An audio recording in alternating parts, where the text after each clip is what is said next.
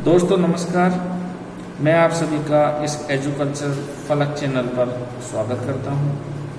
आज हम बात करने जा रहे हैं जो वर्तमान में राजस्थान के अंदर बहुत ज़्यादा शब्द चर्चा में है। जी हाँ, आपने सही पहचाना।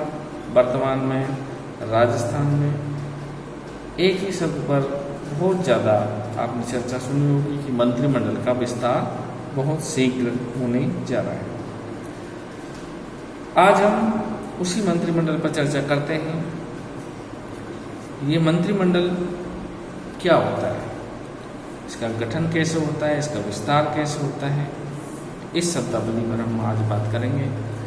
दोस्तों, किसी भी सरकार में उच्च नेताओं का जो समूह होता है उसे हम कैबिनेट या मंत्रिमंडल या मिनिस्टर्स आदि नाम से जानते हैं। दोस्तों, ये जो मंत्रिमंडल शब्द है ये ब्रिटेन के शासन से हम सभी ने ग्रहण किया है, या यूँ कहें कि ब्रिटेन के जो संसदीय प्रणाली है उससे ये विकसित हुआ है। और ये ज़्यादातर उन्हीं देशों में काम में लिया जाता है जो कॉमनवेल्थ के देश रहे, सदस्य रहे। कॉमनवेल्थ के सदस्य देश वो कहलाते हैं जहाँ पर पहले ब्रिटेन का या अंग्रेजों का शासन रहा हो। वो सदस्य आज भी उन देशों में उस कॉमनवेल्थ की सदस्यता ले रखी है। जैसा कि आप जानते हो, हर वर्ष कॉमनवेल्थ गेम्स होते हैं। तो वो जो कॉमनवेल्थ के सदस्य देश हैं उनमें ये टर्म जरूर काम में ली जाती है मंत्रिमंडल वाली। तो अब हम बात करते हैं कि भाई ये जो मंत्रिमंडल है ये क्या रोल रखता है, क्या भूमिका रखता है। तो दोस्तों, आप जानते हैं कि किसी भी राज्य में या हम कहें केंद्र में 3 तरह के मंत्री होते हैं, 3 प्रकार के मंत्री होते हैं। सर्वप्रथम जो मंत्री होता है उसे हम मंत्रिमंडल के सदस्य या कैबिनेट रैंक मिनिस्टर बोल देते हैं। उससे निचले स्तर का जो मंत्री होता है वो राज्य मंत्री स्वतंत्र प्रभार है। राज्य मंत्री स्वतंत्र प्रभार होता है या राज्य मंत्री होता है। जो राज्य मंत्री स्वतंत्र प्रभार होता है वो अपने विभाग का स्वयं मुखिया होता है, और जो केवल राज्य मंत्री होता है वो उस विभाग का स्वयं मुखिया नहीं होता है। उस विभाग का मुखिया मंत्री होता है, कैबिनेट रैंक मिनिस्टर होता है, और वो उसको असिस्ट करता है, यानी उसकी मदद करता है काम में। और तीसरी तरीके का जो मिनिस्टर होता है वो उसको हम डेप्यूटी मिनिस्टर बोलते हैं, उप मंत्री बोलते हैं। वो भी इन राज्य मंत्रियों को और मंत्रियों को काम में सहायता करते हैं। कहीं कहीं हालांकि उनकी मंत्रियों में गिनती नहीं होती है, पर कहीं कहीं संसदीय सचिव की नियुक्ति अभी कर दी जाती है, और उन संसदीय सचिवों का काम भी इन मिनिस्टर्स को असिस्ट करना है, इनको सहायता देना है इनके काम में। तो अब बात आती है कि भाई जो मंत्रिमंडल का विस्तार होता है वो कितना हो सकता है, कैसे हो सकता है। दोस्तों,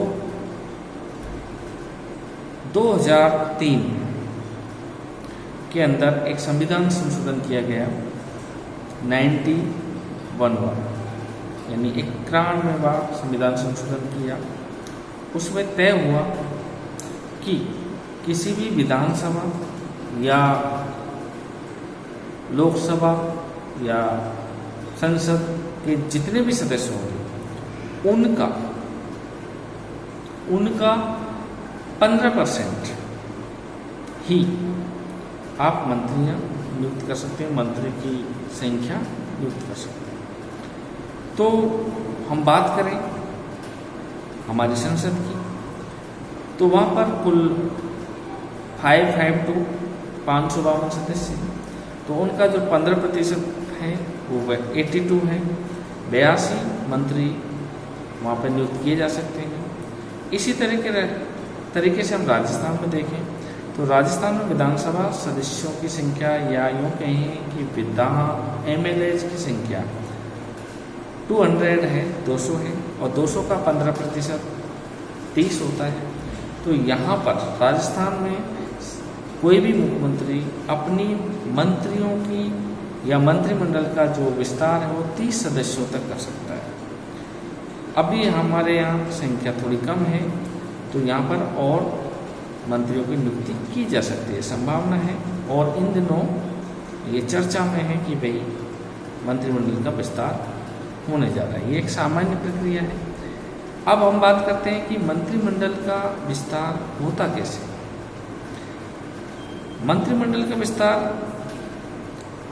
किसी भी राज्य का CM यानी मुख्यमंत्री और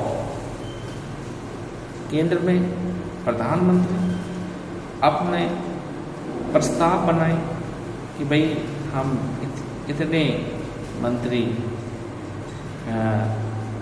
बनाने जा रहे हैं या हम बनाना चाहते हैं, ये उन मंत्रियों के नाम हैं। और उस प्रस्ताव को इधर राज्य में राज्यपाल के पास और केंद्र में राष्ट्रपति के पास भिजवाए, और राष्ट्रपति या राज्यपाल उस पर स्वीकृति दे और उनको शपथ दिलवाए, तब वो मंत्री नियुक्त होते हैं। मंत्रियों के काम का बंटवारा भी प्रधानमंत्री या मुख्यमंत्री अपने स्तर पर करता है, और कि भाई इसको ये मंत्रालय दिया जाता है, इसको ये मंत्रालय दिया जाता है, वो लिस्ट बनाकर राज्यपाल या राष्ट्रपति के पास भेज दी जाती है, वो उन पर स्वीकृति कर देते हैं। तो राज्यपाल या राष्ट्रपति प्रधानमंत्री और मुख्यमंत्री की सलाह के अनुसार वो काम का बंटवारा करते हैं और उन्हीं की सलाह पर उनकी नियुक्ति करते हैं। अब बात आती है कि भाई मंत्रिमंडल में मुख्यमंत्री और प्रधानमंत्री का स्थान क्या है। दोस्तों, आपने सुना होगा कि मंत्रिमंडल ये मंत्रियों के बीच जो प्रधानमंत्री है और या मुख्यमंत्री है, इनका बहुत महत्वपूर्ण स्थान है। एक राजनीतिज्ञ हुए हैं विद्वान लास्की, उन्होंने कहा है कि वे मुख्यमंत्री या प्रधानमंत्री वे हैं जो बड़े अधिकारियों से तो बड़े, किंतु निरंकुश शासक से थोड़े कम होते हैं। बड़े अधिकारियों से बड़े और किंतु निरंकुश शासक से थोड़े कम होते हैं, और वो सरकार के गठन का केंद्र बिंदु होते हैं, या हम यूं कहें सरकार का जीवन केंद्र होते हैं। और वह जो कुछ होता है मुख्यमंत्री या प्रधानमंत्री जो वह होता है उसी के अनुरूप अपने मंत्रिमंडल का क्या करता है, वो विस्तार करता है। इसी के अनुरूप हम बात करते हैं इनके संवैधानिक परिप्रेक्ष्य, मंत्रिमंडल के गठन की संवैधानिक परिप्रेक्ष्य क्या है। तो हम बात करते हैं केंद्र सरकार के संदर्भ में अनुच्छेद 74, 75, 77 इस मंत्रिमंडल से संबंधित है। अनुच्छेद 74 में ये लिखा हुआ है कि राष्ट्रपति एक मंत्रिपरिषद का गठन करेगा और प्रधानमंत्री उसका क्या होगा, मुखिया होगा। PM की सहायता और सलाह से वो मंत्रिमंडल का गठन करेगा। अनुच्छेद 75(1) में लिखा है कि पीएम की नियुक्ति राष्ट्रपति के द्वारा की जाएगी। अनुच्छेद 77 जो मंत्रियों को मंत्रालय या विभागों का जो बंटवारा होता है उसके बारे में अपनी उपबंध करता है। उसमें लिखा हुआ है कि मंत्रियों को मंत्रालयों का गठन पीएम की सलाह पर या प्रधानमंत्री की सलाह पर राष्ट्रपति के द्वारा और पीएम की सलाह से प्रत्येक मंत्रालय को राष्ट्रपति कार्यभार सौंपता है। मंत्री अपने मंत्रालय के हेड होते हैं, मंत्री अपने विभाग के शीर्ष पर होते हैं, हेड होते हैं और वो अपनी रिपोर्टिंग प्रधानमंत्री को या राज्यों में मुख्यमंत्री को करते हैं। तो दोस्तों एक बार फिर हम मंत्रिमंडल में मंत्री 3 तरह के होते हैं। कैबिनेट रैंक मिनिस्टर,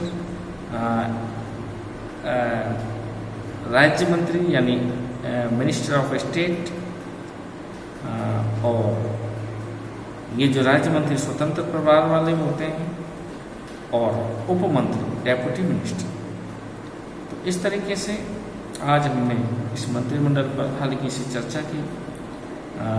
मुझे उम्मीद है आपको थोड़ी पसंद आएगी और आगे इसी संदर्भ में हम महत्वपूर्ण बिंदु पर दोबारा बात करेंगे। तब तक के लिए धन्यवाद।